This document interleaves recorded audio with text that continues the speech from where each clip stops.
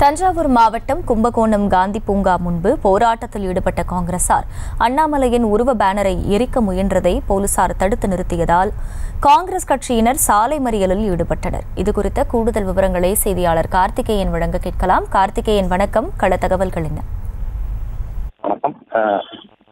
தமிழக பாஜக தலைவர் அண்ணாமலை அவர்கள் காங்கிரஸ் தமிழ் தலைவர் செல்வ பெருந்தகையை அவதூறாக பேசியதை கண்டித்து தமிழகம் முழுவதும் அங்கங்கே ஆர்ப்பாட்டங்கள் நடைபெற்று வருகிறது. அதே போன்று கும்பகோணம் காந்தி பூங்கா முன்பாக தஞ்சை வடக்கு மாவட்ட தலைவர் லோகநாதன் தலைமையில் நடைபெற்ற கண்டன ஆர்ப்பாட்டத்தில் கோஷங்கள் எழுப்பப்பட்டது. அதனைத் தொடர்ந்து அவருடைய உருவ பொம்மையை எரிக்க முயன்றனர். உடனே அங்கிருந்த காவல்துறையினர் அதை தடுத்து அந்த இதை பறித்து சென்றனர். இதனை கண்டித்து அவர்கள் உடனே தலைமறையில் ஈடுபட்டனர். இதனால் சிறிது நேரம் அங்கு பகுதி பெரும் பரபரப்பு காணப்பட்டது. செய்திகளை உடனுக்குடனும் துல்லியமாகவும் தெரிந்து கொள்ள சப்ஸ்கிரைப் பண்ணுங்க.